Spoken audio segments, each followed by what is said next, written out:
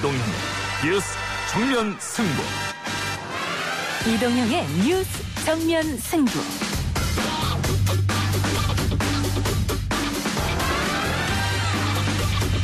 청취자 여러분 안녕하십니까, 이동형입니다. 지난 21일 서해 북단 소연평도에서 어업지도 임무를 수행하다 실종된 공무원이 북측의 공격을 받고 숨진 것으로 확인됐다는 국방부 발표가 있었습니다. 북한이 우리 국민에 대해 총격을 가하고 시신을 불태우는 만행을 저질렀음을 확인하였습니다. 우리 군은 북한의 만행을 강력히 규탄하고 북한의 해명과 책임자 처벌을 강력히 촉구한다. 지난 2008년 박왕자 피격 사건 이후 12년 만에 발생한 북한군에 의한 민간인 사망 사건입니다. 청와대도 국제규범과 인도주의에 반하는 것으로 강력 규탄한다는 입장을 밝혔는데, 탈북자 출신인 안찬일 세계북한연구센터 수장으로부터 이번 사건의 배경과 전망 짚어봅니다. 지금 이 상태라면 정권교체는 물론이고 내년 서울시장 재보궐선거 승리도 힘들다 생각합니다. 우리가 꼭 국민당하고 정책연대를 이어나갈 가능성을 갖고 있질 않아요. 정치하기 전부터 저는 현장에서 기업을 창업하고 경영하면서 제 피부로 느끼면서 살았습니다. 그 사람은 자유시장 경제가 뭐라는 거를 정확하게 인식을 못하는 것 같아. 국민의당 안철수 대표와 국민의힘 김종인 비대위원장의 신경전이 이어지고 있습니다. 밀고 당기기인가 별별 수준인가 해석은 분분하죠. 한 주간의 정치 이슈 2부 원포인트 정치에서 남영희 더불어민주당 부대변인 이용주 전 의원과 함께 이야기 나눠봅니다. 안건에도 없었던 공수처법 개정안을 기습상정해서 표결로 처리하겠다. 아니, 날치기가 밥 먹듯 일상화가 돼서 이게 국회겠습니까? 검찰개혁을 위한 중요한 제도로서 늦었지만 이제라도 공수처법을 개정하여서 제대로 공수처를 출범해야 합니다. 더불어민주당 김용민 의원이 발의한 공수처법 개정안이 어제 법사위 소위에 상정되었습니다. 야당은 여당의 날치기 상정, 기습상정이라고 반발했죠. 지난 7월 출범해야 했지만 계속 미뤄지고 있는 공수처, 언제 출범할 수 있을지 3부에서 더불어민주당 김용민 의원 만나보겠습니다. 오늘 4부는 민심은 숫자다 코너가 준비되어 있는데요. 대통령과 정당 지지율 변화 추이, 박덕흠 의원 관련 이해충돌 논란에 대한 국민 생각을 확인해 보겠습니다. 리얼미터 이택수 대표, 윤희용 오피니언 라이브 센터장과 함께합니다. 9월 24일 목요일 이동의 뉴스 정면 승부 시작합니다.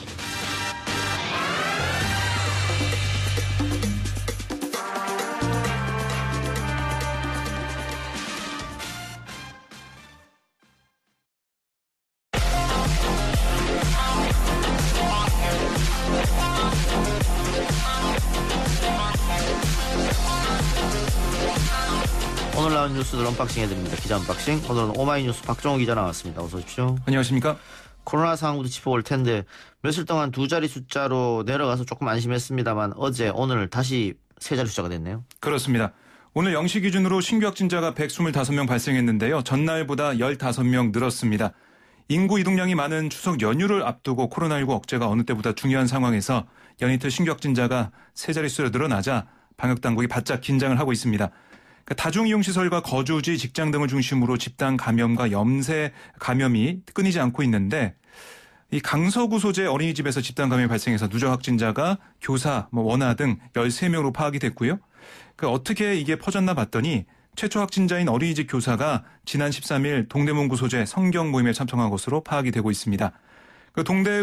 도봉구 소재 아파트에서도 집단 감염이 발생해서 누적 확진자가 4명으로 늘었는데요. 이 아파트에서 일하는 이 미화원이 지난 22일 처음 확진된 다음에 다른 미화원 1명과 아파트 주민 2명이 추가로 확진이 됐습니다. 고양시에서는 정신요양시설 박예원 집단 감염이 이어지고 있는데 10명이 추가로 양성 판정을 받아서 누적 확진자가 38명으로 늘어났습니다. 예, 강서구 어린이집 최초 확진자가 교사인데, 네, 종교 모임을 좀 참석을 좀 배제하면 어땠을까 이런 얘기를 좀 많이 하고 있습니다만, 결국은 성경 공부하느라고 거기서 확진이 됐고, 그렇습니다. 아이들이 연쇄적으로 이제 감염이 됐는데, 네, 학부모들이 굉장히 걱정이 많겠네요. 그렇습니다. 가족들도 감염되고 있다라고 알려지고 있어가지고요. 지금 계속 검사를 하고 있고, 많은 걱정을 좀 하고 있습니다. 근처 지역 주민들도 걱정하고 있는 상황입니다. 아무래도. 예. 독감 백신이 유통 과정에서 상온에 노출된 것과 관련해서 유통을 맡았던 도매업체의 무경험, 그리고 제하청 관행이 겹치면서 사고가 난 게 아니냐, 이런 말이 나오고 있어요. 네, 제약업계의 말을 들어보면 국가 예방접종 사업에 참여한 의약품 도매업체는 전국에 백신을 유통하기 위해서 또 다른 소규모 도매상이나 물류업체와 계약하는 게 일반적이다라고 얘기를 하더라고요. 일부 물량은 직접 배송하기도 하지만 지방의 경우에는 직접 배송이 어렵다는 게 이렇게 계약하는 이유입니다. 낙찰받은 의약품 도매업체에서 1차로 물류업체에 맡기면 이 업체와 지방에서 1톤짜리 소규모 냉장 차량을 가진 업체에 다시 계약하는 이런 과정을 거쳐서 병원이나 의원에 공급된다는 건데 이 과정에서 배송에 대한 교육이나 관리가 좀 잘 안 됐을 가능성이 있다. 이게 업계의 추측입니다. 신성약품이 대규모 독감 백신 조달과 배송 경험이 없었던 것도 영향을 끼쳤다. 이런 지적도 나오고 있는데 신성약품은 제하청 업체가 기존 업체로부터 독감 백신을 받아 작은 차량으로 옮기는 과정에서 상온에 노출됐다라고 밝히고 있습니다. 그래서 이제 상온에 노출된 그런 상황, 교육도 잘 안 됐고 인수인계 잘 안 됐고 좀 여기서 뭔가 소홀했다라는 얘기가 나올 수밖에 없고요. 그리고 상온에 노출된 물량, 이 신성약품이 주장하는 바로는 이 제하청 업체가 유통한 250만 명 분량에서 17만 명 분량 정도로 회사는 추측을 했습니다. 신성약품은 운송 과정에서 문제가 된 기존 배송업체와의 계약을 종료했고요. 현재는 정부의 품질 검사 결과를 기다리고 있습니다. 예. 자, 다음 달 3일 개천절에 서울 광화문에서 대규모 집회를 계획했던 보수단체 철회하겠다 이런 방침을 밝혔습니다마는 드라이브스루는 한다 또 이렇게 얘기했네? 그렇습니다. 집회를 하진 않지만 차량 시위죠. 드라이브스루 방식의 이 시위를 하겠다라는 입장을 밝혔어요.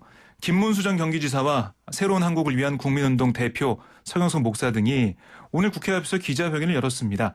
뭐라고 했냐면 10월 3일 광화문 집회를 개최하지 않을 것을 선언하면서 다른 모든 우파 단체도 우리와 같은 입장을 취해달라라고 요청을 했고요.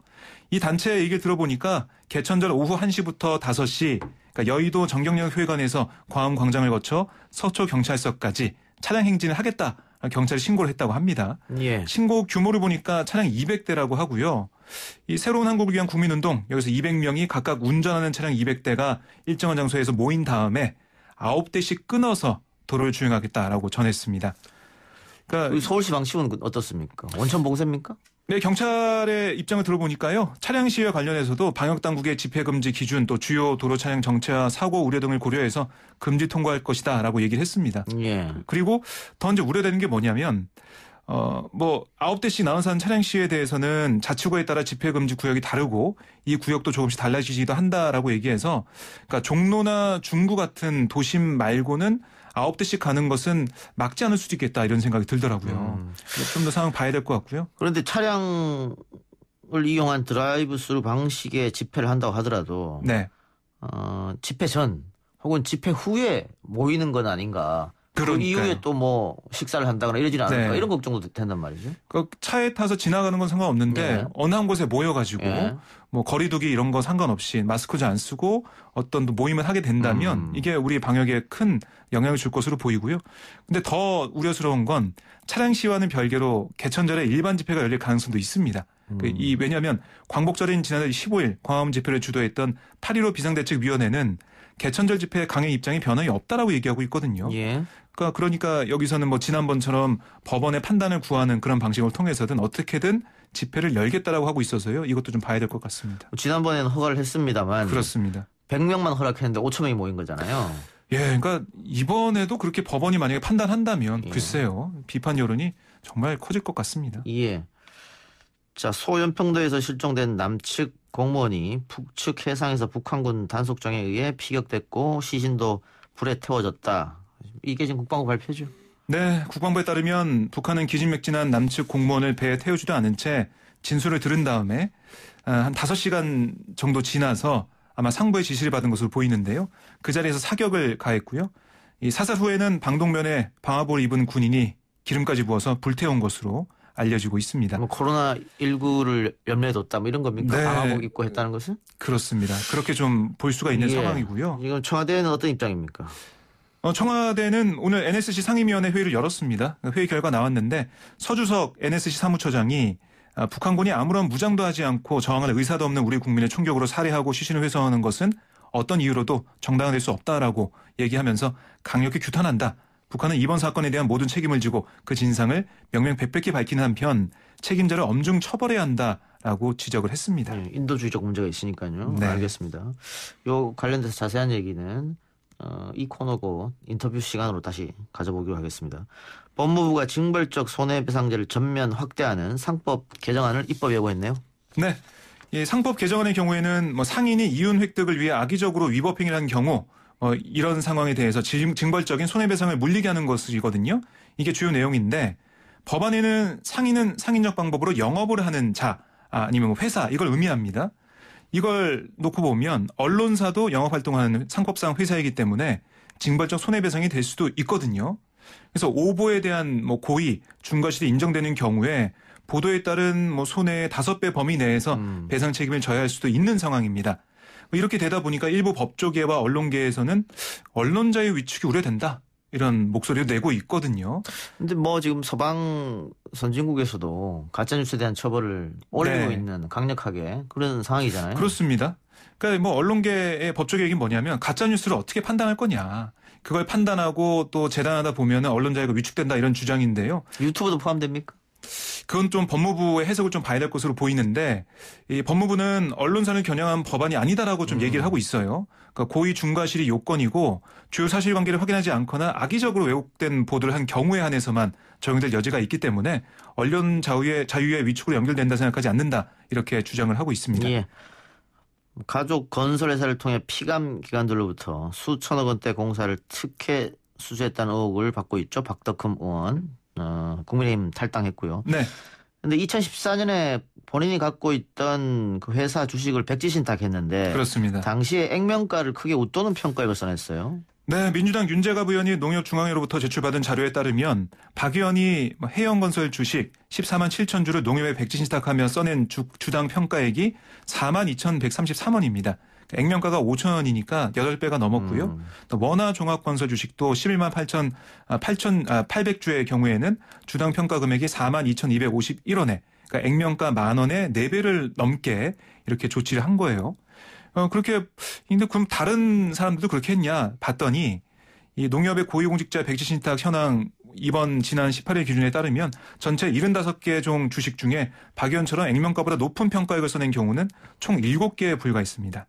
나머지는 알아서 처분해달라는 취지로 평가액 자체가 없거나 액면가와 동일한 평가액을 기입을 했습니다. 예.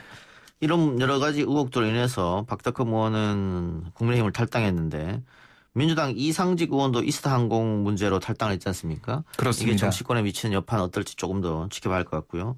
전국 의과대학 본과 4학년 학생들이 의사 국가고시 실기시험에 응시하겠다. 네. 이렇게 했습니다. 갑자기 응시 의사를 밝힌 이유는 어디에 있습니까? 뭐 이렇게 표면적으로는 얘기 안 하지만 사실 이게 응시를 안 하는 것 자체가 자신들한테 손해가 될 수 있는 상황이고요. 여러 가지 압박이 있었던 걸로 생각이 됩니다. 근데 이게 국민에 대한 뭐 사과 없이 국시 응시 의사를 표할지 이걸 두고 투표를 했거든요. 예. 투표 결과 이에 찬성하는 의견이 많아서 응시 의사를 표명을 한 걸로 알려지고 있고요. 그러니까 국민의 사과 없이 이 조건이 들어갔잖아요. 예. 그래서 정말로 성명서에는 사과와 관련된 언급이 없었습니다. 지금 국민적 여론이 좋지 않은 상황인데도 그렇습니다. 불구하고 뭐 떼쓰기도 아니고 자기들이 시험을 치지 않겠다고 해서 뭐 정부가 2번이나 양보를 했는데 네. 결과가 이렇게 됐는데 국민의 사과 없이 응시하겠다. 정부 입장 어때요? 다시 재기회를 준답니까? 아닙니다. 보건복지부 얘기를 들어보니까요. 정부의 기존 입장은 변함이 없다. 의대생 국시 응시 표명만으로는 추가적인 국시 기회 부여가 가능한 상황이 아니다라고 밝혔고요. 그러면서 의사 국시의 추가적인 기회 부여는 다른 국가시험과의 평평성과 공정성에 대한 문제와 이에 따른 국민적 수용성을 종합적으로 고려해야 된다라고 설명을 했습니다. 예, 공정성, 공평성 그게 가장 중요할 텐데. 네. 국민 반대도 높기 때문에 정부가 다시 재기회를 주는 것은 부담이 될 것 같습니다. 그렇습니다. 지금까지는 그렇게 보입니다. 예, 오늘 기자 언박싱 여기까지 하죠. 지금까지 오마이뉴스 박정호 기자였습니다. 고맙습니다.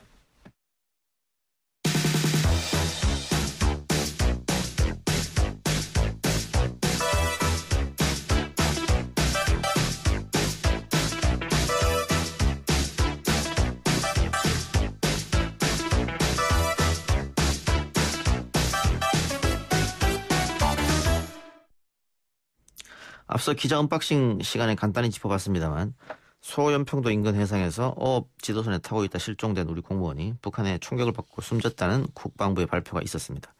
월북 의사를 표명했음에도 불구하고 총격을 가하고 시신까지 훼손했다는 건데요. 남북 관계에도 파장이 불가피해 보입니다. 탈북자 출신이죠. 세계 북한 연구센터 안찬일 소장 연결해서 이야기 나눠봅니다. 소장님. 네, 안녕하십니까. 예.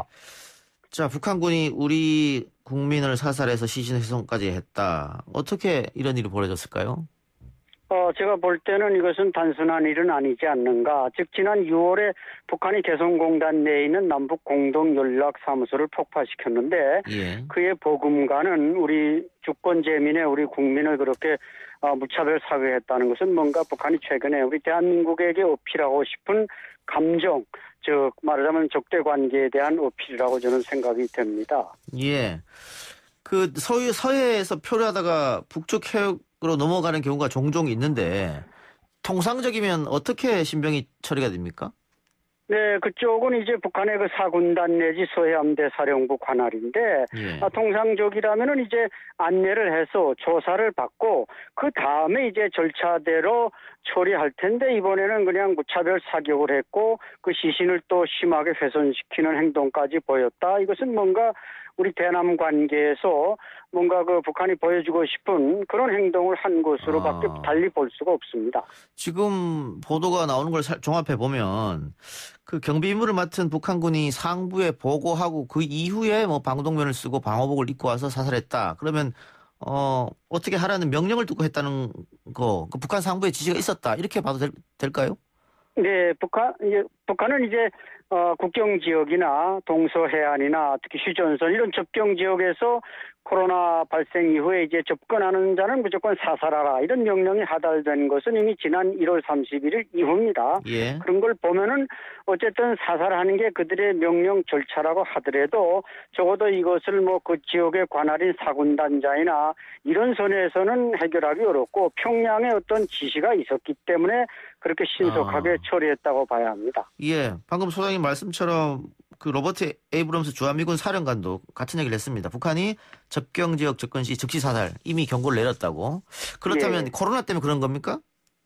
코로나라는 것은 물론 코로나에 대해서 그런 절차상 문제가 말씀드린 대로 사살하라 이렇게 돼 있지만 특히 이번에는 이제 사살 직후에 그 시신까지 심하게 훼손시키고 그 내용을 또 우리한테 인지를 시켰다는 것이죠. 이런 걸 보면은 뭔가 그 남북 관계를 대남 정책에서 대적 관계로 변경시킨 이후에 북한이 우리 국민에 대한 이 훼손으로서 상당히 좀 뭔가 북한의 그 불손한 태도가 느껴집니다. 예.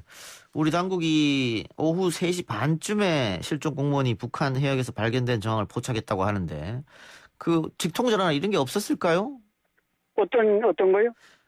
북한 해역으로 일단 넘어갔기 때문에 예. 뭐 우리 해양 경비대나 이렇게 해서 북한 해역을 넘어갈 수는 없었겠지만 예. 그 북한 쪽으로 뭐 연락을 했다든가 이렇게 해서 조치를 취하는 방법이 없었을까 싶어서요. 네, 이게 소해라는 게 간만에 차가 심하고 또 갯벌이 심하고 사실 이게 파도나 이런 게 좀 동해에 비해서 좀 불규칙적입니다. 예. 그렇기 때문에 이게 실종된 사람이 제때 신고가 됐는지 아닌게라 지적하신 대로 뭔가 우리가 통보를 해서 그런 걸 해야 될 텐데 지금 뭐 남북 관계가 좀 이렇게 불통 관계다 보니까 그런 절차도 진행할 상황이 아니었고 북한이 이미 그 절차를 생각하지 않고 처리했기 때문에 예. 정부로서도 아마 여유가 없었던 것 같습니다. 예. 지금 대통령도 유감을 표시했고 국방부도 상당히 격앙된 반응을 보이고 있는데 북한이 아직까지 여기에 대해서 아무런 언급이 없습니다. 네, 아마 당분간은 북한은 언급을 안 하거나 뭐 자신들의 자위적 조치다 이렇게 변명할 수 있는데 현 남북 관계를 보면은 북한은 함구하면서 지나갈 가능성이 높습니다. 북한이 계속 함구한다면 우리 정부가 취할 수 있는 조치는 어떤 게 있을까요? 우리 정부로서는 뭐 당연히 여러 가지 채널, 대외, 언론이나 이런 걸 통해서 해명해달라. 왜 그랬는지 그 해명을 해야 우리 국민이 납득하지 않겠습니까? 예. 이런 언론을 통한 촉구나 이런 것은 강력하게 해야 된다고 생각합니다. 예. 자, 지금 정황상 그 실종 공무원이 월북을 했을 가능성도 제기가 되고 있는데 뭐 서해안을 통하거나 혹은 휴전선을 통하거나 우리 남한에서 북한을 월북하는 분들이 종종 있는가요? 네, 뭐 얼마 전에도 이제 탈북자 한 명이 또 강화도 쪽으로도 갔고 또 지금 초론 쪽에서 가다 체포되지 않았습니까? 근데 이분이 과연 무슨 생각으로 그렇게 월북을 하려고 했는지 그건 이제 조사 뒤에 밝혀지겠습니다만은 대단히 모험적인 행동을 했고 북한의 최근에 접경 지역에서 그들이 경계 상황, 비상 상황을 좀 인지를 했어야지 그걸 못하다 보니까 저렇게 무참하게 희생된 것 같습니다. 예, 안타까운 일이 벌어졌는데 개성 연락 사무소 폭파도 있었고 이번에는 이렇게 우리 민간인 피살 사건까지 일어났습니다. 그 남북 관계는 앞으로 더 어려워질 것으로 보이네요. 네, 당분간 정한 옥토버 서프라이즈라는 말이 있듯이 트럼프 대통령 당선이냐 재선이냐 이후까지는 북한은 지금 우리를 무시하고 대한민국을 밟고 가겠다는 것이기 때문에 좀 더 우리가 경계를 강화하고 이런 데 대해서 준비 태세를 갖춰야 한다고 봅니다. 수장님, 북한이 지금까지 자신들이 코로나19 청정구역이다 이런 표현을 계속 썼었거든요. 근데 실제로는 아니라는 얘기가 많은데 실제 어떻게 지금 정황이 흘러간다고 보십니까? 제가 볼 때는 국경이나 일부 지역은 안전하지만 광해북도 개성 내륙 지방에서는 상당히 코로나가 한때 심각했던 거로 알려지고 있습니다. 예. 그럼에도 불구하고 이제 북한 사회는 차단이 잘 되니까 차단으로 이제 극복을 해 나가서 현재는 그렇게 심각한 상황은 아니라고 전해지고 있습니다. 한때는 많이 심각했었다 그러나. 예. 알겠습니다. 수장님 오늘 말씀 고맙습니다. 네, 감사합니다. 네, 지금까지 세계 북한연구센터 안찬일 소장이었습니다.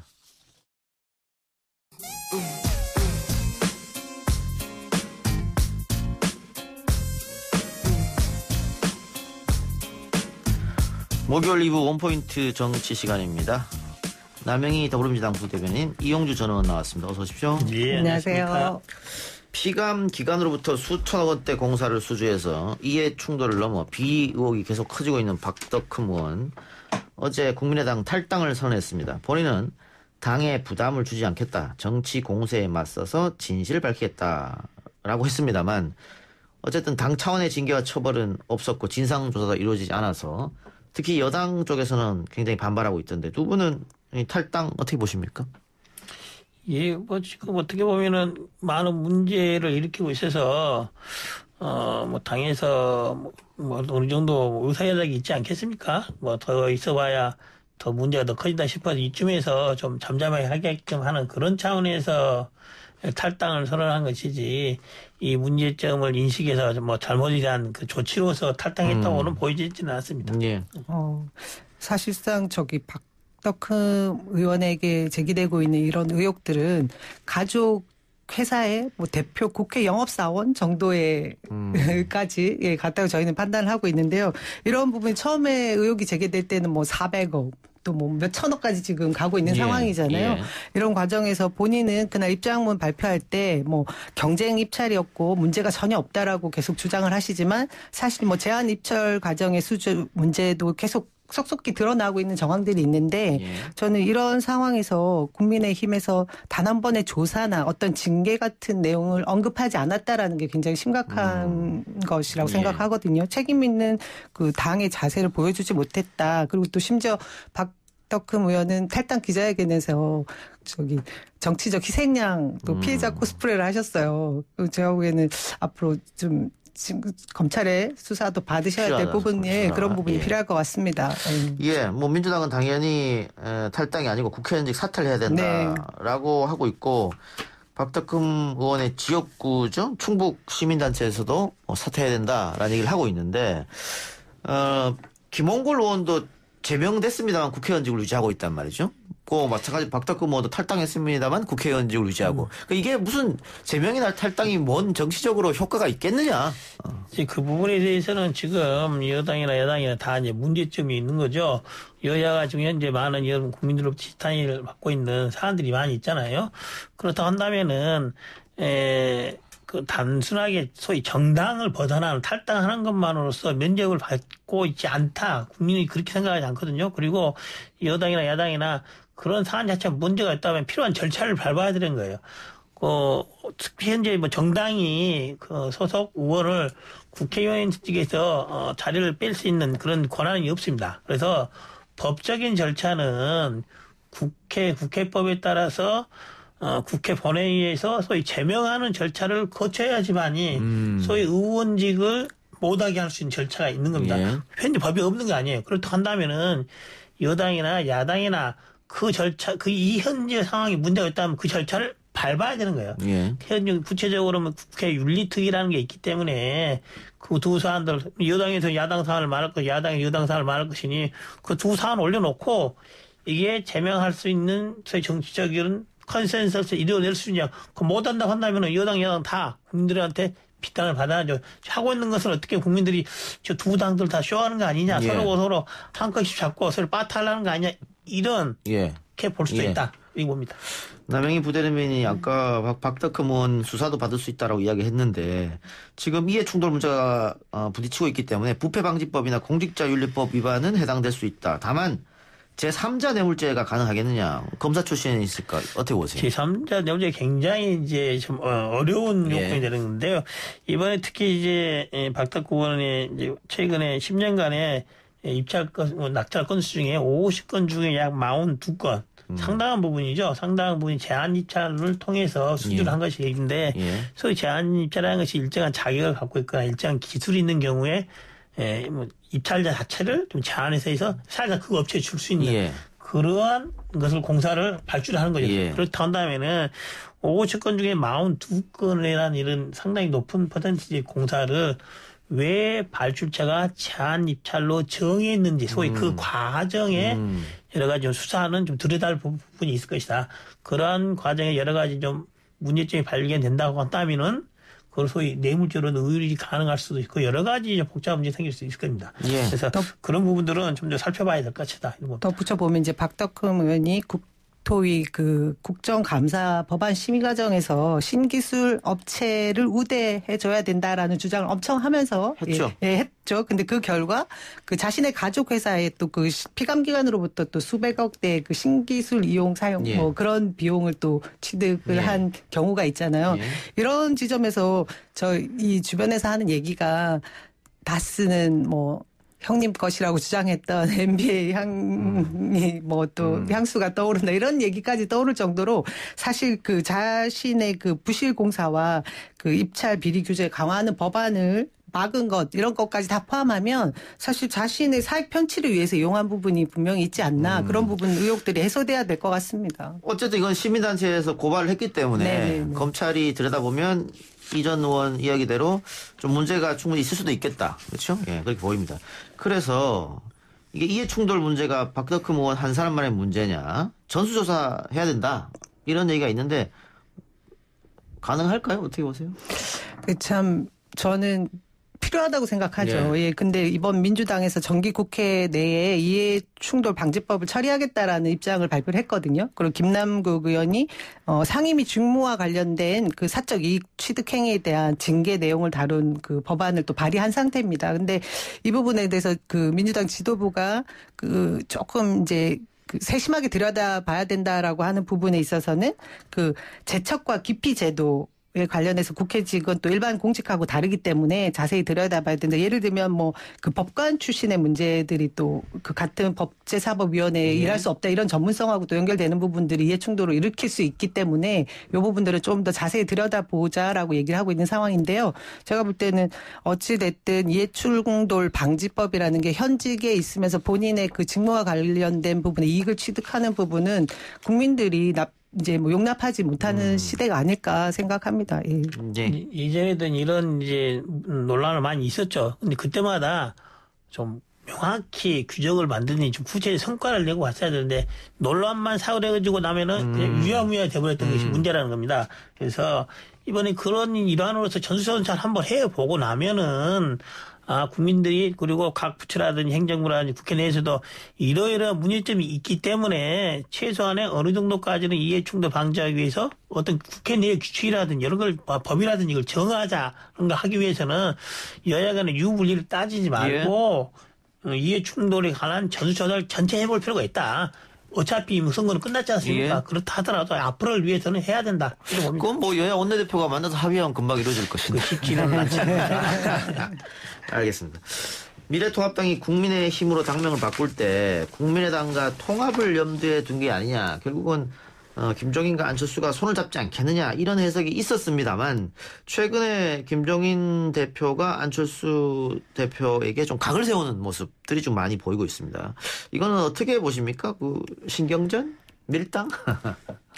결국 정치라는 게 세력과 조직 뭐 그 정도가 서로가 팽팽할 경우에 연대, 뭐 통합도 얘기할 수 있는 수준이라고 봐지는데요. 지금 사실 뭐 국민의당 안철수 대표의 경우나 세력이나 조직에 있어서는 뭐 이 연대나 이런 부분을 얘기하기에는 지금 워낙 차이가 크잖아요. 그런 부분에 있어서 저는 뭐 국민의 힘으로 당명을 바꿀 때는 분명히 교감도 있고 이제 그 다음 수순으로 넘어가기 위한 전제 조건이다 했는데 최근의 과정들을 보면 내부의 반 김종인 세력과 김종인 세력의 좀 분란이 있는 것 같고요. 정확하게 이 통합과 연대가 쉽게 될까 이런 구분되는 부분이 분명히 있는 것 같습니다. 그래도 뭐 앞으로 이제 재보궐 선거와 그리고 대선을 바라보면 이제 안철수 그 당 대표가 자신의 그 세력을 얼만큼 자신의 입지를 얼만큼 앞으로 그 통합을 했을 때 연대를 했을 때 유지할 수 있을지에 대한 계산이 서면 뭐 가능하지 않을까도 싶습니다. 뭐 선거 전에 합종 연행은 늘 있는 일인데 그래서 조금 더 지켜보자는 말씀인 것 같고. 근데 안철수 대표가 22일 날 MBN에 출연해서 이대로는 야당이 서울시장 또 다음 대선에서 다 패배할 것이다. 이유는 국민의힘의 호감도가 너무 낮다. 이런 이유를 들었다는 말이죠. 그러면 내가 들어가야 된다. 뭐 이런 반대로 해석할 수도 있지 않을까. 어쨌든 지금 뭐 두 개 보궐 큰 선거가 있지 않습니까? 그리고 현재 이제 국민의힘이 당명을 받고 또 많은 변화된 모습을 보이로 시도를 하고 있으나 국민들이 그걸 다 온전히 인정하지 않고 있고 오히려는 또 일부 부분에 있어서는 다시 예전의 모습을 회귀하는 듯한 그런 모습도 보이고 있는 것은 사실입니다. 지금 안철수 대표가 그런 점을 지적한 거겠죠. 그와 같은 방식으로 계속 간다고 한다면은 국민의힘이 제일 야당이긴 하나 국민들의 선택을 받기는 어려울 수도 있다는 것을 지적한 것이고, 그리고 국민의힘과 국민의당이 소위 보수 쪽에 있는 진영에서는 언젠가는 뭐 합당이 되든 그런 식으로 될 수밖에 없을 것이다. 안철수 대표 입장에서는 지금 국민의힘 내에 소위 김종인파 그리고 그 반대 세력들이 있는 것이고, 김종인 대표가 뭐 비상대책위원장이 한 임기가 그렇게 많지 않지 않겠습니까? 그 이유를 본인 세력과 같이 연대하겠다는 그런 취지인 것이죠. 안철수 대표가. 그렇기 때문에 이것은 보수 쪽이나 국민의힘이나 국민의 당 내에 합종 연행 그리고 합당까지는 시간이 걸릴 문제일 뿐 언젠가는 되지 않을까. 그러니까요. 저도 좀 그렇게 생각하는 입장인데, 왜냐하면 요즘에 안철수 의원의 워딩을 살펴보면 여권에 상당한 각을 세운단 말이죠. 그러니까 여권 후보로 나올 가능성은 거의 없다. 없죠. 게다가 여권에는 지금 1, 2위를 앞다투고 있는 대선 주자들이 있기 때문에. 그런데 안철수 대표가 국회의원 한 번 더 하려고 정치권에 남아있는 건 아닐 테고, 그렇다면 마지막 목표인 대권을 향해 나아가려면 국민의힘과 손잡을 수밖에 없지 않느냐. 그 방법밖에 없으니까. 그렇죠. 보수 쪽의 대표를 노릴 수밖에 없다. 이래 봅니다. 서울시장 출마는 어떻게 보세요? 뭐 계속해서 이 얘기가 나오고 있네. 안철수 대표 서울시장. 그렇긴 한데 제가 볼 때는 일단 뭐 지금 주호영 원내대표나 뭐 장제원 의원 등은 바로 서울시장 재보선부터 이제 어떤 세력을 좀 중도 확장까지 보기 위해서 이제 연대를 하자라는 쪽인 것 같은데, 저 안철수 대표라면 제가 뭐 그 서울시장 후보로는 지금 나와서 그 다음 행보가 없어지는 일은 하지 않을 것 같아요. 그 대선으로 가는 방향을 그리고 연대를 해도 하지 않을까라는 생각이 드네요. 김종인 위원장은 어떻습니까? 김종인 위원장이 계속해서 당내보다 당 바깥의 사람을 보다가 뭐 결국은 본인이 등판하려고 하는 게 아니냐 이런 이야기도 있어요. 김종인 위원장께서 이제 그런 말씀하시더라고요. 지금 내가 나이가 몇 살인데 이제 본인 스스로도 보수 쪽에서 김종인 위원장을 대통령 후보로 내세워서 앞으로 대한민국에 맡길 정도로 의견을 결집시킬 수는 없다는 것을 알고 계실 거라고 봅니다. 알고 계시기 때문에 뭐 안철수 대표들 아니면 또 다른 뭐 주자들 간에 여러 사람을 찾아서 대통령을 만들려고 노력은 하겠죠. 노력은 할 것이고 본인이 직접 움직일 것 같지는 않다 싶습니다. 알겠습니다. 자, 10월 3일 날 대규모 집회가 예정되었습니다만은 오늘 그 주최단체 측에서 집회하지 않겠다. 다만 드라이브스루 집회는 강행하겠다 이렇게 얘기했단 말이죠. 방역당국은 이것도 지금 안 된다. 경찰도 마찬가지고 이렇게 얘기했는데 이 부분에 대해서는 두 분은 어떻습니까? 이게 어쨌든 표현의 자유 시위는 합법적으로 보장해줘야 되니까 감염 우려가 적은 드라이브스루 집회는 허용해야 된다 이런 주장도 있단 말이죠. 사실 전 굉장히 창의적인 발상을 하셨다고 생각을 했어요. 근데 우선은 뭐 집회 자유의 기본권을 막을 수는 없다라는 건 기본적인 원칙은 뭐 이해는 하지만 사실 사람이 이렇게 많이 모이게 되면 그 지금까지 저희가 지켜온 그 방역의 기본 지침을 깨는 거지 않습니까? 예, 예. 그 어떤 그 기본권도 그 국민의 생명, 안전을 위협하는 걸 넘어설 수 없을 거라고 생각이 들거든요. 그런데도 저는 지금 계속해서 국민의힘이 그 지지율을 회복하지 못하는 부분이 극우 보수 세력과의 그 광화문 집회발 그때 그 단체들과의 절연을 못하는 부분이 있는데 지금도 그걸 못하고 있는 것 같아요. 결국 국민의힘의 그 당 지지율에도 도움이 안 되는데 왜 이걸 선을 긋지 못하는지 참 이 부분이 되게 안타깝게 생각이 듭니다. 네. 지금 제가 보기로는 드라이브스루 집회가 꼭 이게 보수 쪽에서만 했던 건 아닌 것 같더라고요. 올해 5월 달에도 전두환 규탄 드라이브스루 집회 이것도 있었더라고요. 네.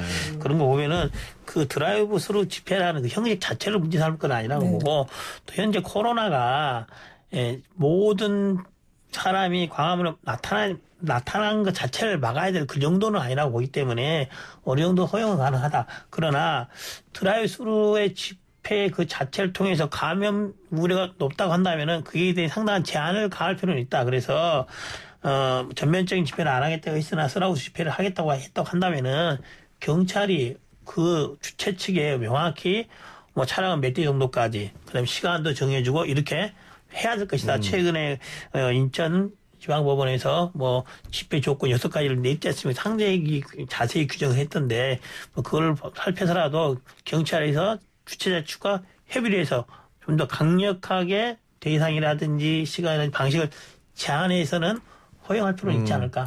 근데 뭐 드라이브스루 집회를 하는 건 문제가 없을 텐데 집회 방식에 대해서 사전 논의를 하기 위해서 모인다거나 그렇죠. 집회가 끝나고 사후에 또 모여서 뭔가 논의하거나 디프를 한다거나 또 이런 우려는 또 있을 거 아니겠어요?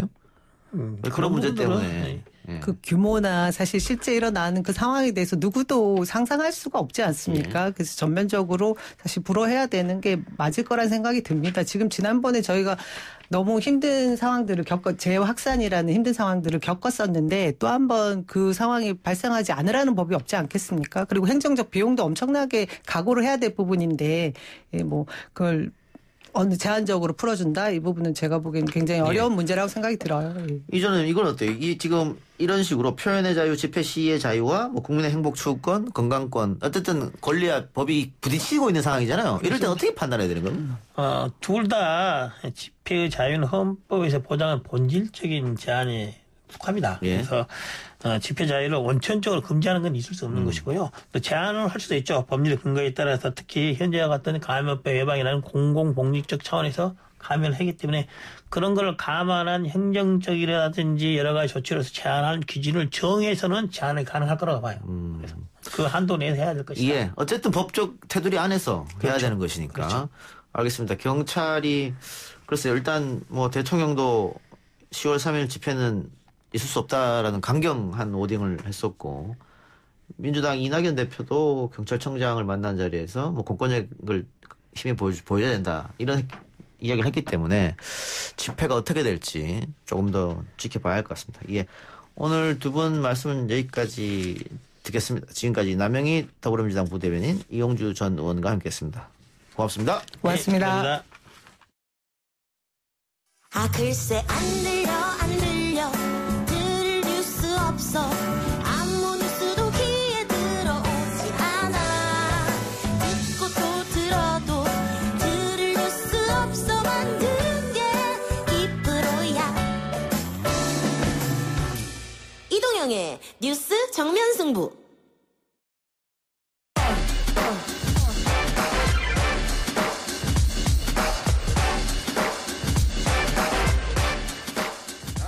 YTN 라디오 이동영의 뉴스 정면 승부 3부 시작합니다.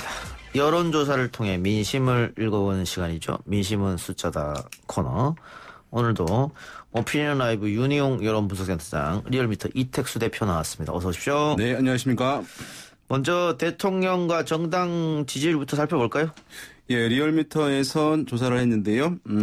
지난 9월 21일부터 9월 23일 3일간 전국 18세 이상 유권자 1,507명을 대상으로 유무선 혼합 방식으로 ARS 방식과 혼합해서 조사가 실시되었고 표본 오차는 95% 신뢰 수준에서 플러스 마이너스 2.5%포인트였고요. 자세한 결과는 리얼미터 홈페이지나 중앙선거 여심이 사이트를 참조하시면 되겠는데요. 이 조사에서 문재인 대통령의 국정수행 평가에 대해서 긍정평가, 잘한다고 하는 긍정평가가 44.2%로 나왔고 잘 못한다라고 하는 부정평가는 51.7%였습니다. 이전 조사와 비교해 봤을 때 긍정평가는 2.2%포인트가 낮아진 것이고 부정평가는 1.6%포인트 오른 것입니다. 세부적으로 좀 보게 되면은, 호남에서 약간 4%포인트 이제 하락을 했고, 그다음에 성별로는 이제 여성에서 한 3.1%포인트가량 하락했고, 연령대로 보면 70대 이상 층에서 8.3%포인트가 이제 낮아진 그런 수치라고 하겠습니다. 예. 정당 지지도는 조금 이따 다시 살펴볼 텐데. 네. 대통령 지지율이 빠지고 있다가 약간 계속 오르는 모양새였는데 이번 조사에서는 다시 내려가고 부정평가는 조금 올라갔다. 네, 그렇습니다. 예. 원인이 있을 것 같아요? 그러니까 이제 최근에 나온 조사들에서는 이제 뭐 약간 하락하는 흐름들 보이다가 그렇게 하락폭이 크지 않고 이제 완만하게 진행되는 흐름들을 보여줬었는데 이 조사에서는 이제 2.2%포인트가 이제 낮아진 것인데 오차 범위 내이기 때문에 뭐 유의미하게 이제 이것을 이제 분석할 정도는 아니라고 할 수 있겠습니다만은 수치상 어쨌든 좀 이 조사에서 낮아진 것인데 이전에 있었던 이제 뭐 정부 여당의 여권의 이제 또는 정부의 악재를 살펴보자면은 김문걸 의원 또는 이제 이상직 의원권 논란들이 있었고, 근데 그것들은 이제 제명하거나 오늘 이제 탈당을 한 것이긴 할 텐데 그것은 일부 영향을 줬겠습니다만은 그거보다는 제가 봤을 때는 이제 통신비 이제 2만 원 지원해서 선별로 하고 그 폭도 좀 줄어들었잖아요. 예. 그러면서 그것이 이제 정책의 혼선을 가져온 부분들, 번복함으로써 혼선을 가져온 부분들이 있었고, 또 이제 선별 자체에 대해서 현 정부의 우호적으로 생각하는 층들에 있어서는, 국민들 중에서는 그 선별 지원하는 것 자체에 대해서는 부정적으로. 왜냐하면, 뭐, 이것은 단순한 복지는 아닙니다만은 큰 기조에서 봤을 때는 이제 여권 성향층 또는 보편, 진보 성향층에서는 전 국민에게 지급하는 그런 이제 보편 지급이 사실은 수월하다, 낫다라고 하는 이제 인식이 있던 상황에서 선별한 것에 대해서 또 불만이 좀 표출이 돼서 영향을 주었을 것으로 보이는데요. 왜냐하면, 실제로 보면은 아까 연령대 말씀드리긴 했습니다만은 또 40대와 또는 진보적 성향이 상당히 강하다고 평가되는 분석되는 열린민주당 지지층에서 그런 학폭이 있었거든요. 그렇다고 본다면 그런 것이 다소간 영향을 주지 않았을까 생각됩니다. 지금 윤희용 센터장 얘기처럼 열린민주당 지지층에서 5.4%포인트 그리고 정통적으로 문재인 대통령을 강하게 지지했던 여성과 40대에서 빠졌다. 또 광주 전라에서 빠졌다. 이것은 역시 정책적인 문제, 2차 재난지원금 선별, 통신비 선별 그것 때문에 빠졌다 이렇게 볼 수 있겠죠. 또 하나 더 이제 언급할 것이 화요일 날 가장 많이 읽은 뉴스 중에 하나가 독감 백신 무료 접종 하루 전 중단 발표, 품질 검증 재개 이 소식이 네이버 뉴스 정치 섹션에서 가장 많이 본 아까 제가 보니까 40만 명 넘게 봤는데요. 특히 연령대별로 보면 70대 이상에서 8.3%포인트 빠져 가장 많이 빠졌습니다. 그리고 60대가 5.2%포인트로 두 번째고요. 그러니까 통신비 선별 지급도 그렇지만은 이 독감 백신을 무료로 접종할 것이다라고 이제 예상을 기대를 하고 이제 기다리고 있었는데 갑자기 문제가 생겼죠. 그래서 유료로라도 맞겠다고 줄 서 있는 뭐 이런 분들도 제법 있었다고 들었습니다. 이게 마치 3월 달에 마스크 사려고 줄 섰던 그 모습과 좀 이게 비견될 정도로 많은 국민들한테 좀 우려스러운 상황이었던 것 같고요. 그다음에 수요일 날도 많이 빠졌습니다. 일간으로 보면 42.6%까지 빠졌는데 오늘 이제 국방부에서 발표했지만 그 공무원 한 분이 아무튼 북한에서 피격을 당해서 이제 돌아가셨는데 관련된 뉴스가 수요일 날에도 많이 읽은 뉴스 탑5 중에 2개가 있었습니다. 이런 부분들이 영향을 좀 미쳤던 것 같습니다. 반면에 정당 지지율은 크게 요동치진 않은 것 같습니다. 뭐 더불어민주당, 국민의힘이 조금씩 빠지긴 했습니다만. 네, 더불어민주당이 0.6%포인트 하락한 34.6%. 국민의힘이 조금 더 빠졌습니다. 1.1%포인트 빠진 28.2%, 한 6%포인트 가량 2주 연속 오차범위 바깥에서 민주당이 앞서고 있는데요. 이 국민의힘 같은 경우는 박덕흠 의원이 이제 탈당을 했죠. 근데 그 관련된 뉴스가 월요일, 화요일 계속 이어졌기 때문에 이번 주 약세를 보일 수밖에 없었고 또 김종인 위원장이 기업 말 들어서 뭐 하겠느냐. 예.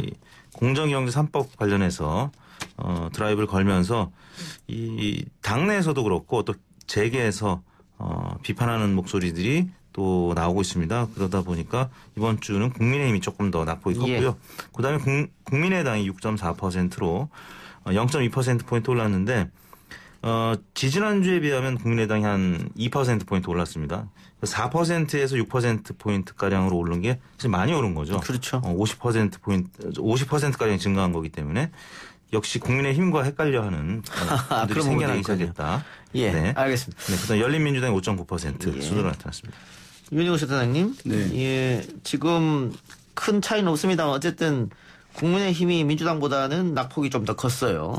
그런데 이 조사가 월요일부터 수요일까지 한 조사인데 월요일, 수요일도 그 국민의힘 쪽에서는 추미애 이슈를 계속해서 강조했단 말이죠. 그런데 오히려 국민의힘이 민주당보다 낙폭이 컸다고 하면 이 이슈는 더 이상 뭐 들어가지 않은 거 아니냐 이런 분석이 있던데.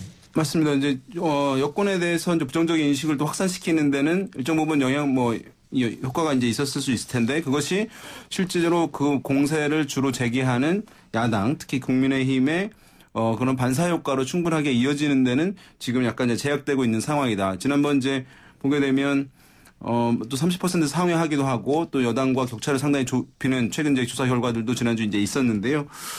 그것에 비해서 지금 오히려 정당 지지율이 떨어지고 있다는 것은 그런 이제 추미애 장관권의 어떤 국민적인 이슈의 관심도가 초반이라든가 중반에 비해서 이번 주 들어오면서 급격히 좀 약화된 측면이 있는 것 같아요. 그래서 그것이 어떤 보수 성향층에서는 어쨌든 여전히 유효한 이슈일 수는 있겠습니다만은 일반 국민들이 봤을 때는 이제 그 이슈가 정부 여당의 이제 악재라든가 또는 이제 야당이 어쨌든 그 공세를 이어가면서 호재로 이제 얻는 정치적 효과는 일정 부분은 좀 약간 끝난 부분이 있지 않을까 이렇게 분석이 될 수 있을 것 같아요. 그래서 그 다른 정치 평론가들 이야기는 국민의힘이 이제는 추미애 이슈에서 출구 전략을 짤 때가 됐다 이렇게 얘기를 한단 말이죠. 그러니까 지금 이제 국정감사 기간에서 여러 가지 정부 여당에 대해서 야당이 이제 정책 정당으로서 또는 대안 정당으로서의 모습을 보일 수 있는 공세거리들이 많이 있을 거라고 보이거든요. 그런데 이제 추미애 장관권에 집중하게 되면서 사실은 국정감사라고 하는 좋은 이제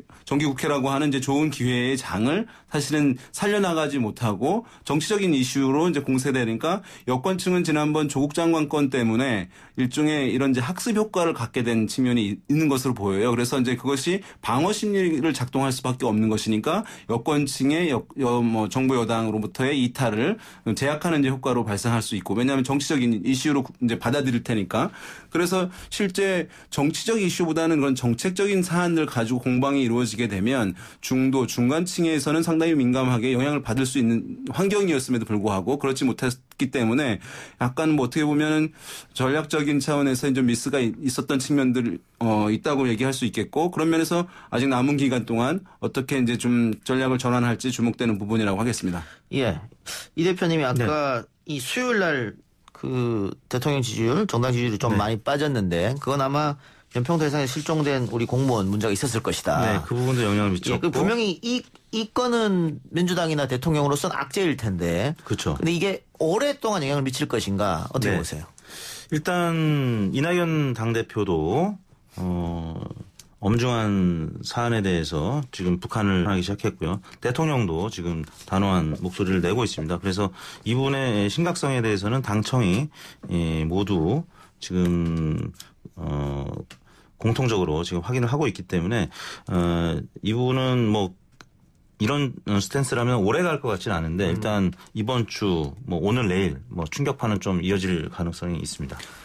이제 현 정부가 북한과 이제 화해 협력 기조를 갖고 간 상황이었고 그리고 이제 최근에 종전선언과 관련해서도 이제 기대감들을 보인 상황에서 이제 이 사안이 터졌기 때문에 안보 이슈에 대해서 민감한 층들, 그다음에 북한에 대해서 반감이 이제 큰 층들 같은 경우에는 상당히 이제 어쨌든 이것이 영향을 줄 가능성은 있는데, 여기서 여권에서는 어쨌든 악재라고 할 수 있겠습니다만은 정치권에서 얘기하는 것 중에 하나는 악재는 뭐 효과대로 이제 갈 텐데 더 큰 것은 그 악재 그 자체보다는 그 악재를, 그 이슈를 어떻게 이제 다루느냐, 대응하느냐 여부가 실제 국민적 정서에 더 큰 영향을 준다, 이런 얘기를 이제 하거든요. 그러니까 만약에 이 사안에서 정부 여당이 또는 여권에서 상당히 좀 사실관계를 파악해 봐야 된다거나 어떤 책임이 정부에 있다거나 아니면 북한에 대해서 이제 이렇게 우리 국민의 생명을 이제 이렇게 이제 살해한 것인데 그것에 대해서 좀 유연한 입장을 보인다고 한다면 국민적 반감이라든가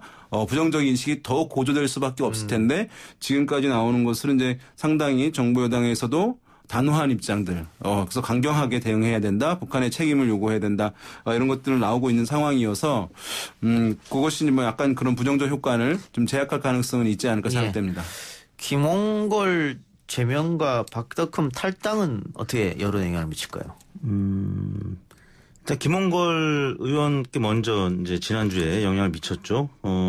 일단 지난주 정당 지지를 봤을 때는 민주당 지지율이 올라섰기 때문에 김홍걸 의원 사안에 대해서는 내려갈 수 있는 지지율을 좀 막아준 정도 선제적으로 탈당했기 때문에 박덕흠 의원 지지율도 마찬가지일 것 같습니다. 이게 만약에 탈당 안 하고 좀 오랫동안 논란이 지적이 됐으면은 당 지지율에 좀 악재로 작용할 가능성이 있는데 일단 선제적으로 탈당을 했기 때문에 또 오늘 이상직 의원도 민주당 탈당하지 않았습니까? 그래서 결국 당의 부담을 이제 덜기 위한 조치이기 때문에 오래 가지는 않을 것 같습니다. 자, 박덕흠 의원 이야기 나왔으니까 박덕흠 의원의 상임위 활동이 이해 충돌인지 아닌지 이 여론조사 결과도 있죠? 네, 저희가 지난 수요일 날 어제죠. 23일 날 조사했습니다. 전국 18세 이상 남녀 500명을 대상으로 했고요. 표본오차는 95% 신뢰 순에서 플러스 마이너스 4.4%포인트였고 조사 방법은 유무선 자동응답 혼용 방식이었습니다. 박덕흠 의원의 상임위 활동이 이해 충돌을 한다는 데 대해서 동의하느냐 동의하지 않느냐 물어봤는데 동의한다는 의견이 45.9%, 동의하지 않는다라는 의견이 37.7%로 대략 46대 38 정도로 8%포인트가량 격차가 나타났습니다. 생각보다는 격차가 크지 않은데 보니까 보수층이라든지 아니면 국민의힘 지지층에서는 동의, 비동의가 좀 비슷하게 나타났습니다. 나머지 민주당 지지층이라든지 진보 성향 지지층 그리고 이제 연령별로는 50대 그리고 지역별로는 박덕흠 의원이 지역구로 있는 대전 충청 지역에서 동의하는 의견, 그러니까 이해 충돌이다 이렇게 비판적으로 보는 의견이 높게 나타났는데 보수층과 국민의힘 지지층에서는 조금은 이걸 정적인 쟁점화 시각에서 바라봤기 때문에 비동의하는 분들도 제법 있었습니다. 예, 여론조사도 진영률도 그런 게 아닌가 그런 생각이 드는데 그런데 박덕흠 의원의 지역구가 있는 충청에서 이해 충돌이 맞다라고 대답을 많이 한 그 이유는 어디 있을까요? 우리가 뽑아줬는데 어떻게 이렇게 할 수 있느냐 이런 좀 배신감 차원인가요? 그럴 수 있을 것 같습니다. 특히 관심이 많겠죠. 이제 그쪽 지역에서는 우리 쪽 지역구 의원인데 본인의 그 일가와 관련된 또 이 기업과 관련된 이런 부분과 관련해서 조금 더 심각하게 바라보는 것이 아닌가. 그래서 몰입도가 좀 있게 본 것 같습니다. 그래서 비판적인 의견이 다른 지역에 비해서 가장 높았는데요. 동의 의견이 52.6%, 그러니까 이해 충돌로 보는 의견이 한 비동의 의견 31.1%보다 한 20%포인트까지 높게 나타났습니다. 우리 지역구 의원의 일이니까 더 관심 있게 바라본다. 네. 그게 말이 맞을 수도 있는 게 지금 동의 45.9, 비동의 37.7인데 잘 모름이 16.3%나 됩니다. 이거 여론조사에서 꽤 많이 나오는 수치 아닙니까? 이 정도면? 네, 그렇습니다. 잘 모른다고 하는 게. 특히 이제 ARS 방식에서는 이제 관심이 높은 사람들이 좀 많이 있을 텐데 불구하고 이제 15% 이상 잘 모르겠다 이렇게 얘기를 한 것이기 때문에 만약에 이제 어떤 박덕흠 의원의 지금 현 상황에 대해서 좀 더 자세한 이제 정보가 전달이 됐다면 그리고 질문이 이루어졌다면 제가 봤을 때는 지금 격차가 10%포인트가 안 나는데요. 이제 그 이해 충돌에 동의하는 것과 동의하지 않는 것. 비록 동의하는 응답이 높긴 합니다만은 정서상은 한 동의한다는 응답이 한 60% 이상은 나온 것이 이제 일반적이지 않겠는가라고 예상을 했었는데 의외로 좀 주는 측면이 있어서 아까 이 대표님 말씀하신 대로 지금 여권에서도 몇몇 의원들이 이전에 문제들 논란들이 있었잖아요. 아까 얘기한 김홍걸 의원이라든가 이상직 의원권이 있었기 때문에 이제 그 사안과 맞물려서 이제 이제 야당 지지층 등에서는 이제 이 사안을 말씀하신 대로 정치적으로 바라보게 되면서 약간 격차가 예상보다는 줄지 않았나 생각됩니다. 예. 자, 여론조사 하나 더 있습니다. 개천절 드라이브스루 집회를 강행하겠다. 이와 관련해서는 결과가 어떻게 나왔습니까? 네, 조사 개요는 아까 박덕흠 의원 조사와 같은 날 했기 때문에 동일하고요. 개천절 드라이브스루 집회 지금 공식적으로는 이 드라이브스루 집회를 이제 안 하는 쪽으로 방향이 모아지고 있는데 계속 강행하겠다는 또 단체들도 있습니다. 그래서 조사를 해봤는데 금지해야 한다는 의견이 70.9%로 열의 7 이상 나타났습니다. 이 정도면 근래 들어서 여론선거 중에는 매우 높은 수치고요. 그다음에 보장해야 한다는 의견 23.6%입니다. 당내에서도 그 표현과 또 집회 시위의 자유를 보장해야 된다는 의견들이 있죠. 그래서 주로 이제 중도층이라든지 보수층에서는 이제 보장 의견이 진보층보다는 조금 높게 나타났고요. 진보층은 금지해야 된다는 의견이 무려 88.4%로 매우 높게 나타났습니다. 예. 뭐 진보층에서는 당연히 금지해가 많이 나올 것 같은데 네. 보수층에서조차도 52대 44. 그러니까 네. 금지가 더 높았다는 거지 않습니까? 그렇습니다. 이게 만약에 이제 이 집회가 이렇게 이루어지게 되면 이것도 세계적인 또 이슈가 될 것 같아요. 집회도 드라이브 스루로 했다고 이제 하면서 나올 것 같긴 한데 원래 이제 시위와 집회는 우리의 주장에 호응되는 사람들을 확보하기 위해서 하는 것이잖아요. 네, 그런데 지금 지난번 이제 광복절 집회도 그렇고 국민적 반감이 이제 워낙 이제 높았던 상황이고 그것이 이제 어떤 감염의 확산의 문제도 발생하는 것이고 그것으로 인해서 거리두기가 강화되어 있는 것이니까 실제 우리 이제 소상공인 자영업자들한테 주는 피해도 막대하고 국민적 불편도 감소하게 하는 것이고 하기 때문에 오히려 이 집회를 강행할 경우엔 그 주장에 호응하는 사람들이 줄어들게 하는 것인데 그런 면에서 이제 주최 측에서 이제 원래의 목표를 달성하지 못하는 것을 왜 강행하려고 하는지 그것이 좀 이제 의문의 측면이 있겠고 어쨌든 그래서 국민의힘 측에서는 야당에서는 어쨌든 지금 그래도 지난번과 다르게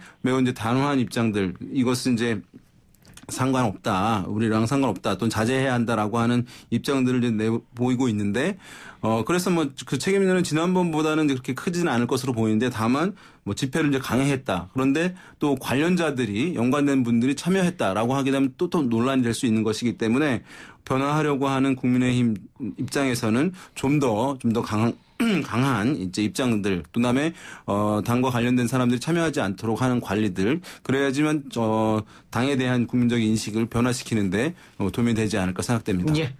마지막으로 하나만 더 살펴보죠. 차기 대선 후보 호감도 조사가 발표됐습니다. 호감도 순으로 이재명, 이낙연, 안철수, 홍준표 순인데 자세한 거 알려주시죠. 네, 그 MBS 조사라고 하는데요. 엠브레인 퍼블릭, K-스탠 리서치, 코리아 리서치, 한국 리서치 조사기관 4군데가 같이 공동으로 격주간 조사를 하는 건데요. 지난 17일과 19일 3일간 조사했습니다. 전국 만 18세 이상 남녀 1,017명을 대상으로 조사했고요. 전화 면접 조사했습니다. 표본오차는 95% 신뢰수준에서 플러스 마이너스 3.1%포인트였고 자세한 내용은 중앙선거여론조사 심의위원회 홈페이지를 참고하시면 되겠는데요. 이재명 지사, 이낙연 대표 두 분이 호감도가 거의 비슷하게 50%를 넘게 나타났는데 이재명 56, 이낙연 53으로 호감도가 오차 범위 내에서 팽팽하게 매우 높게 나타났습니다. 그리고 그다음에 안철수 대표였는데 29%로 비호감도에 비해서 한 절반가량으로 나타났고요. 홍준표 전 대표가 호감도 19%, 비호감도 77%로 이재명, 이낙연 두 잠룡에 비해서는 상대적으로 호감도가 좀 떨어지는 것으로 나타났습니다. 그런데 지금까지 이렇게 정치권에서 또 지지자들 사이에서 나오는 이야기 보면 이재명 지사가 호불호가 상당히 강하기 때문에 지지자들 사이에서 또 민주당 내 사이에서 지지자 사이에서 말이죠. 그 대통령 할 때 제일 걸림돌이 그거가 될 것이다라고 이야기했었는데 지금 보니까는 호감 간다가 56, 가지 않는다가 39 이렇게 우리 이재명 지사 쪽에는 고무적인 결과인데 왜 이렇게 나왔다고 보세요? 그러니까 이것이 이제 그래서 이제 정치권에서 굉장히 이제 주목이 됐던 상황이에요. 지금까지 이제 이재명 지사는 지지층이 이제 확장의 한계가 있는 인물이다라고 하는 시각들이 굉장히 높았고 오히려 이제 이낙연 대표가 지지의 확장 여력이 더 클 것이다. 왜냐하면 중도적인 어떤 이제 이미지도 갖고 있는 것이기 때문에 합리적인 이제 이미지도 가지고 있는 것이고 그렇게 했는데 오히려 이제 수치상은 이재명 지사가 이제 더 높게 나오는 이런 결과가 나왔기 때문에 주목이 됐었는데 아마도 이제 최근에 보면은 코로나19 대응이라든가 이런 측면에서 지자체 장으로서 어떤 정책적 측면에서 여러 가지 성과들을 내거나 아니면 다른 이제 정치인들과 다른 모습들을 보이게 되면서 정치적으로 바라보고 과거에 그런 이제 부정적인 이미지로 바라봤던 사람들이 이런 이제 행정에서 성과를 낸다고 하는 이미지들이 좀 획득이 되면서 확산이 되게 되면서 그런 과거에 있었던 비호감도가 상당 부분 좀 옅어지는 측면이 있는 것으로 분석이 되고 특히 이제 보게 되면 이낙연 대표나 이재명 지사 같은 경우는 이제 진보 성향층에서의 이제 평가가 중요할 텐데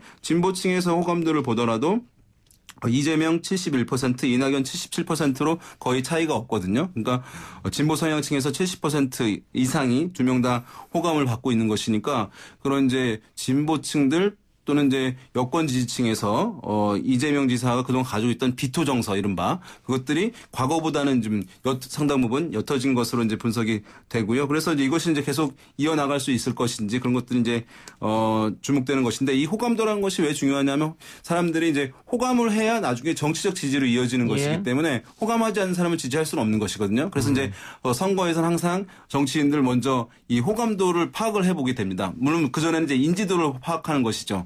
그런 상황에서 이제 인지층 중에서 이렇게 호감도가 높다고 한다는 것은 사람들에게 많이 알려질수록 나의 지지가 높아질 가능성을 보여주는 것이기 때문에 상당히 이제 정치인들이 중요시하는 이제 그 지표라고 할 수 있어서 그런 면에서 앞으로 이낙연 대표와 이재명 지사 간의 이제 양자 간의 대결 구도가 한층 더 치열해질 것으로 전망이 됩니다.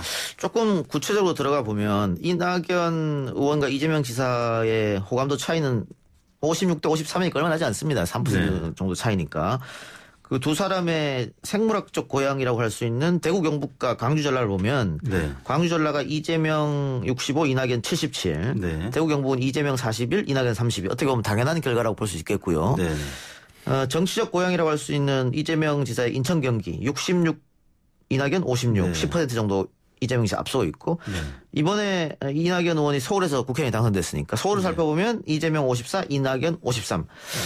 큰 차이는 안 보이는 것 같아요. 역시 두 사람이 지금 여권의 잠룡으로서 1위를 다투는 그런 결과도 여기 나타났다 이렇게 볼 수 있겠네요. 뭐 가장 최근 들어서는 2차 재난지원금을 두고 선별이냐 아니면 보편적 지급이냐 이 사안을 두고 이낙연 대표는 보편, 이재명 지사가 보편, 이낙연 대표는 선별적 지급을 얘기했는데 아무튼 최근 통신비와 관련해서도 선별 지원하면서 많은 논란이 되고 있기 때문에 이왕이면 국민들은 보편적 지급하는 정치인들을 조금 더 호감을 갖게 돼 있습니다. 그런 차원에서는 이재명 지사가 좀 최근 들어서 호감도가 전 계층에 고르게 지금 향상이 된 것 같고 또 하나 시사하는 점은 아무튼 이재명 아니면 이낙연 아니면 이재명이란 말이에요. 이게 마치 과거 MB하고 박근혜 두 후보가 막 경쟁했던 2007년 그 당시를 보는 것 같습니다. 그러면 보수층에서는 굉장히 사실 좀 좋지 않은 징후죠. 왜냐하면 어떻게 보면 MB하고 박근혜 두 후보가 10년을 집권했거든요.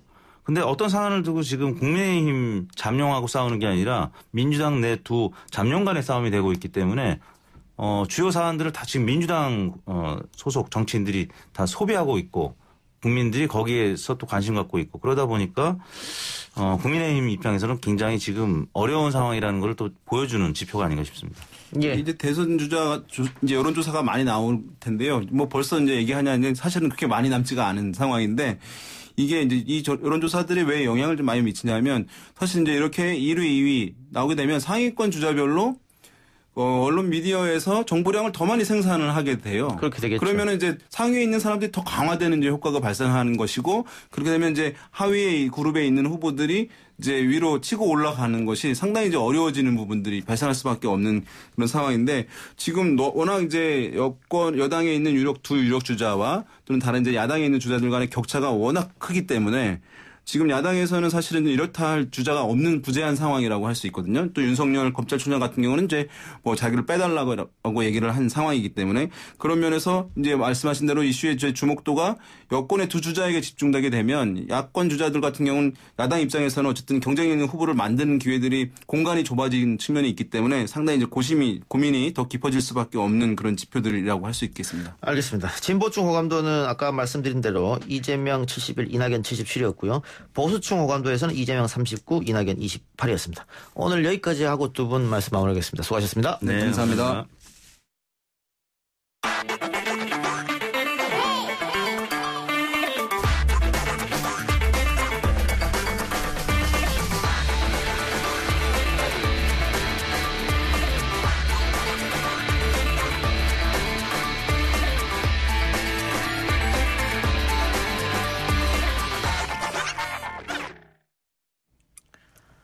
YTN 라디오 이동현 뉴스 정면 승부 4부 시작합니다. 이번에는 공수처 이야기 해보겠습니다. 공수처법에 따르면 지난 7월에 출범이 됐어야 합니다만 아직도 출범이 안 되고 있습니다. 국민의힘이 공수처장 후보 추천위원 지명을 계속 미루면서 민주당에서는 국민의힘 추천 없이도 출범을 할 수 있도록 공수처법 개정안까지 발의한 상황인데요. 어제 법사위 소위에 공수처법 개정안이 상정됐습니다. 공수처법 개정안을 발의한 더불어민주당 김용민 의원 모시고 이야기 나눠봅니다. 김용민 의원 나왔습니다. 어서 오십시오. 네, 안녕하세요. 김용민입니다. 자, 제가 방금 말씀드린 대로 공수처법이 시행이 됐습니다만 출범을 아직 못하고 있습니다. 대통령도 신속하게 좀 출범을 시켜달라고 국회에 요구를 했습니다만 이루어지지 않았어요. 이번에 김용민 의원이 발의한 공수처법 개정안은 어떤 내용이 담겨 있습니까?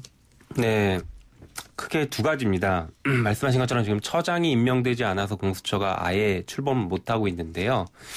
그래서 제 개정안에는 크게 두 가지로 첫 번째가 신속하게 출범시키는 방법, 두 번째는 그동안 사실 논의가 많이 안 됐던 공수처가 제대로 출범해야 된다라는 관점에서 개정안들을 마련했습니다. 먼저 그 신속한 출범에서는 지금 공수처장 그 후보 추천위원회가 구성이 안 되고 있는 것과 관련해서 야당이 2명을 지명하지 않으면 추천 후보가 구성이 안 되기 때문에 국회에서 4명을 아예 다 추천하는 방식을 통하고 야당이 추천하지 않으면 국회의장이 재량을 통해서 다른 그 당에게 추천권을 주거나 이런 여러 가지 이제 방식들, 그러니까 대안들을 마련할 수 있는 그 여지를 만들었습니다. 예. 그리고 좀 제대로 출범시키자라는 관점에서는 지금 현행 공수처법에 의하면 공수처 검사 임용 요건이 너무 까다로워서 실제로 공수처 검사로 그 지원을 해서 임용이 될 수 있는 인재풀이 저희 의원실에서 계산했을 때 대략 한 200명 내외밖에 안 되거든요. 그러다 보니까 공수처가 제대로 제 기능을 할 수 있을까, 정치적 중립성을 지키고 법원과 검찰을 견제할 수 있는 기구로서 제 기능을 할 수 있을까에 대한 의문이, 현실적인 의문이 들고 있습니다. 현직 검사들도 갈 수 있습니까? 현직 검사는 바로는 못 가고 이제 아마 사임하고 갈 가능성이 있는데요. 뭐 바로 갈 가능성도 있고, 어쨌든 검사들은 2분의 1까지만 들어갈 수 있습니다. 전직 그 검사 포함해서 2분의 1까지만 채울 수 있어요.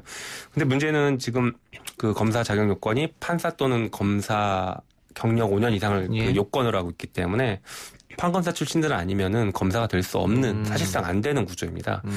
그러다 보니까 법원과 검찰의 잘못을 수사해야 되는 기관에서 팔이 안으로 굽을 수 있는 그런 구조가 생기는 것이죠. 그래서 그걸 좀 개정하는 방안을 냈다 이 말씀이죠? 네, 맞습니다. 그런 자격 요건 없애고 5년 이상의 변호사 경력만 있으면 공수처 검사로 갈 수 있도록 이렇게 개정안을 냈습니다. 예. 그런데 어제 법사위 소위에 공수처법 개정안이 상정이 됐는데 국민의힘에서는 기습상정, 날치기다 이렇게 반발하고 있거든요. 네, 그건 좀 지나친 것 같고요. 사실 9월 21일 날 월요일 날 법사위 전체 회의가 있었습니다. 법사위 전체 회의에서 이 공수처법 개정안이 상정이 됐고요. 그 전체 회의에서 그 상정된 이후에 1소위에서 논의하라라고 1소위에 내려보냈습니다. 그래서 어제 그 저희 1소위에서 상정하는 게 하등 이상할 게 없는 것이죠. 예. 법상으로는 전혀 문제가 될 게 없습니다. 예. 다만 이게 상정이 안 돼 있어서 그 자리에서 이제 국회법에 따라서 의안을 추가 상정할 수 있는 절차가 있거든요. 예. 그 절차에 따라서 추가 상정이 된 것입니다. 근데 김종인 위원장이 우리 당에서도 추천할 수 있다. 이렇게 얘기를 했기 때문에 그러면 좀 기다리지 왜 이렇게 상정했냐 뭐 이런 의견도 있는 것 같아요. 네, 뭐 그럴 수는 있지만 말씀드린 것처럼 그러니까 국민의힘에서 이미 2달 그렇게 끌어왔거든요. 추천할 것처럼 2달을 끌어왔습니다. 이미. 그래서 계속 그 얘기만 듣고 기다릴 수는 없는 상황이고 한편 이게 공수처가 제대로 출범하려면 그 빠른 출범 이외에도 뒤에 공수처 검사들의 자격 요건이나 이런 것들이 아까 말씀하신 거 충분히 논의가 되어야 됩니다. 그래서 필요하면 개정을 해야죠. 그러면 이 상정한 것은 야당을 좀 압박하는 어떤 전술적인 측면도 있었다 이렇게 봐도 될까요? 뭐 글쎄요, 그렇게 평가할 수는 있겠지만 기본적으로는 그 일소위에 내려갔기 때문에 상정 절차는 너무나 당연한 것이다. 저는 그렇게 생각해서 상정했다고 봅니다. 그럼 이 이후의 타임라인은 어떻게 됩니까? 소위에 상정했고. 네, 소위에서 논의를 하고 법사위 이제 전체회의에 다시 이제 논의 결과를 보내면 법사위 전체회의에서 다시 표결을 하면 될 것 같습니다. 다만 그 어제 그 회의 그러니까 어제 법사위 전체회의도 있었는데 법사위 전체회의에서 그 윤호중 위원장께서 그 국정감사가 10월 7일부터인데 그 전까지 논의를 마치고 법사위 전체회의에 회부했으면 좋겠다라는 취지의 권고를 한 바가 있습니다. 따라서 그 권고에 따라서 저희 일소위에서 이 논의를 10월 6일까지는 좀 마무리했으면 좋겠다. 그리고 그렇게 흘러가야 되지 않을까 이런 예상을 좀 해봅니다. 일소에서 여야 합의가 안 되면? 여야 합의 안 되면 뭐 사실 그 표결을 해야 되지 않을까 싶습니다. 표결을 해서 전체 법사위로 올리고. 네, 이게 어떻게 보면 정치적 결단만 남은 문제거든요. 어떤 법리적인 어떤 문제점 이런 것들은 이미 10년 이상 논의를 했던 것이라 더 크게 논의할 건 없고 정치적으로 결단해서 자 공수처 출범시키자. 제대로 출범시키자 이렇게 결단을 하면 매우 신속하게 처리될 수 있는 법이라고 생각합니다. 그 다음에 본회의도 가는 겁니까? 네, 그렇게 해야죠. 그렇게 되는 거고. 만일 그러면 10월 6일 전에 국민의힘 쪽에서 공수처장 후보를 추천하면 아까 정치적 결단이라고 말씀하셨습니까? 네, 맞습니다. 그렇게 되면은 뭐 소위에서 여야 합의가 안 됐기 때문에 다시 폐기될 수 있는 겁니까? 그렇진 않고요. 계속 논의가 될 수 있을 거라고 생각합니다. 특히 이제 그 대표 발의자인 입장에서는 말씀드린 검사의 자격 요건이라든가 공수처의 권한 문제도 매우 중요한 문제이기 때문에 그 부분이 계속 논의가 돼서 법 개정 작업이 이루어져야 된다 이렇게 생각하고 있습니다. 예. 아까 그 의원님께서 2가지가 중요하다. 빨리 하는 것, 그다음에 제대로 하는 것. 그러면서 이제 공수처 검사의 자격을 문제를 삼으셨습니다. 지금 있는 상태라면 많이 들어올 수가 없다. 풀이 적고 또 판사 출신, 검찰 출신이 들어와서 팔이 안으로 굴 수도 있으니까. 근데 그 주장에 대해서 주호영 원내대표가 자기들 마음에 들거나 이념을 가진 민변 변호사에게 문을 열어주는 조항이다. 이랬단 말이죠.